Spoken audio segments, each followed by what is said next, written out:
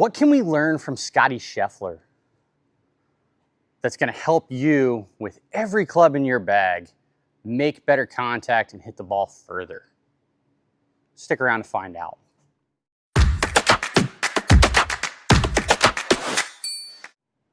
Welcome back, everybody. I'm your host, TyKoon, here at the Golf TyKoon. If you haven't yet, make sure to hit that subscribe button below so that you don't miss content ever. Okay, new videos drop every week. If you want some personalized instruction, make sure to go to my Patreon. You can reach out to me through that for personalized instruction. Okay, we have 180 yards, nothing up front. All we got to do is hit this solid, get the ball to go towards the target. Let's try the latest and greatest trends that we've heard about on YouTube, read in books. Try to do everything we can.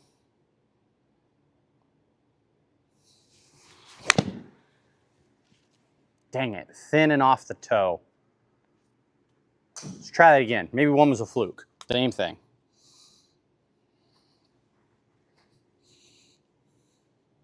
Feel comfortable. Shift to the right. Really drive the hips to spin open. Thin pull draw. No distance whatsoever. Find yourself struggling with that? You do what you keep reading and you keep hearing about, but it just doesn't seem to work. Let's talk about what makes Scottie Scheffler so great. Scottie Scheffler is the #1 player in the world, but he's also #1 tee to green in strokes gained, okay?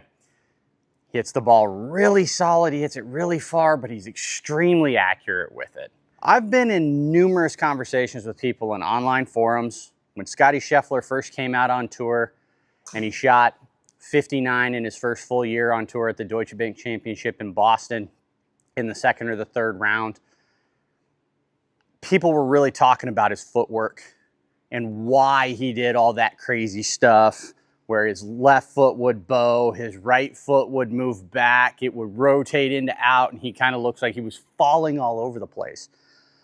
And people said that would never last. I've gone on record saying that Scottie Scheffler is going to be just fine. He's going to hit the ball really solid. And I actually prescribe this move to a lot of people to help them with their contact. So let's talk about why Scottie Scheffler's feet move the way they do.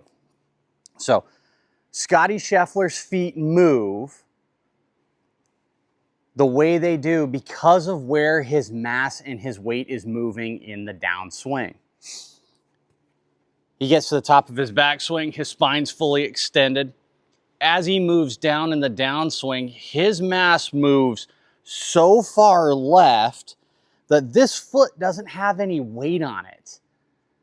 Well, if he didn't move this foot backwards in the downswing, as he's bent forward maintaining his incline, and this foot were to move, he would get top heavy and he would actually fall over. So the only way for him to keep himself from falling over and hitting a solid golf ball is to let his right foot move backwards. In other sports, we see this with bowling, right? Bowlers were to actually slide and keep their foot over here to the right, they're holding a 16-pound brick, they'd fall over a lot.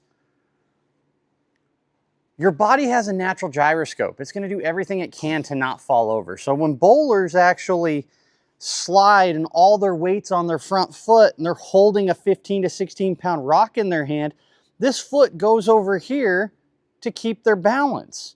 If it was over here, I can't hold my balance. So Scottie's foot does the same thing. We've seen this with other greats over time. Tiger's foot did this a little bit when he was younger. Jack Nicklaus had some of it. So did Greg Norman. Greg Norman's was probably the most evident out of all the other players that were top in the game during their prime. It was just really easy for it to see how this foot in the downswing would pull backwards as all their weight moved forward.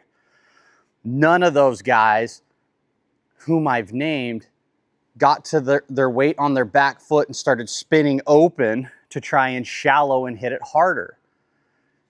As you've seen me try to do it, I can't do it. So if we can move all the weight forward in the downswing and get the weight over your left foot, that's just going to give me access to the ground in front of the golf ball. We're just going to move all the weight over my left foot coming down and see what that does to the contact.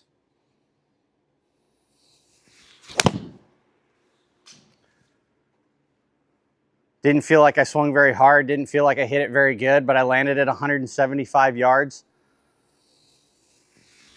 I didn't swing very hard, but I was able to hit the ground in front of the ball and get that ball to get up there near my target. Let's try it again. Good setup. Let's focus on getting all the weight to move to your left foot coming down. Hit that one really good. Flew higher. Almost went the exact same yardage, but it was hit more in the center of the face. And as you'll see, my foot actually moved backwards just a little bit, as well as towards my left foot. It doesn't matter if we do it with an iron or a driver. If I do this with the driver and I have the ball position in the right spot, everything's going to be just fine. As you can see with Scottie's swings, even with the driver, he's a mile forward with his weight in his lower body, and his feet still do this. In fact, because he puts the ball more forward in his stance, and his stance gets a little wider, he actually has to shift more to get to that golf ball. If he hangs back and does this, all that's going to do is throw his path over the top, and he's either going to hit really big yank pulls or he's going to hit really weak slices. Now, Scottie on TV is claimed to like to fade the ball, but he also can draw it, and he also hits it really, really straight. He really only fades it a lot when he absolutely has to. So to demonstrate with the driver, take the setup, ball position in my normal spot, under my left shoulder, maybe slightly forward. Let's just move the weight over the left foot coming down. Really straight, tiny draw. As you guys can see, the right foot moved towards my left. Now I move my weight to the left a lot, but my left foot doesn't buckle with any club. It does roll a little bit depending on the shoe that I'm wearing, but why doesn't it buckle like Scottie's? Why is Scottie so exaggerated? My opinion on the matter is that Scottie plays with his feet very straight, right? He doesn't have a lot of foot flare, and he gets his feet really, really, really wide.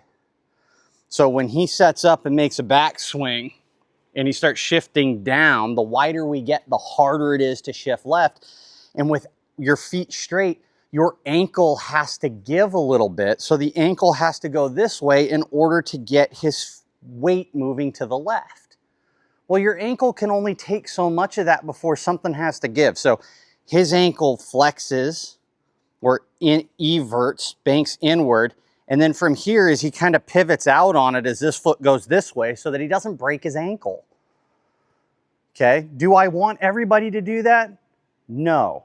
Here's my fix for it.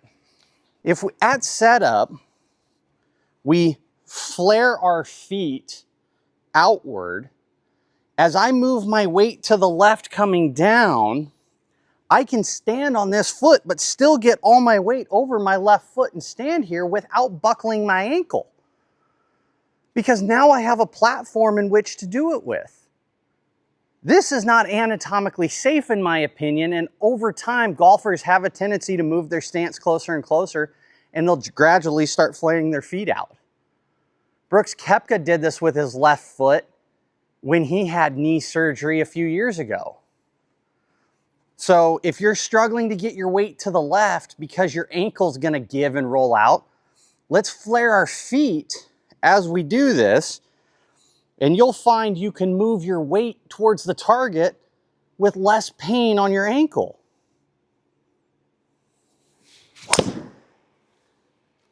Hit it pretty good, face got a little open, but I actually hit that one better. My foot rolled a little because I'm in a unstable shoe, but my mass got moving all the way to the left.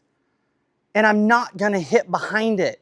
I'm not gonna hit up too many degrees and top it like what we were seeing earlier. So flare your feet a little bit, move all your weight to the left, and I promise you, you're gonna hit more solid shots, you're gonna hit it further, and you're gonna have a better chance of hitting the ball where you're looking. Make sure to like, comment, and subscribe below. Check back every Thursday for new videos. Go to my Patreon server to get personalized content just for you. Let's get working on your golf game together. See you guys next week.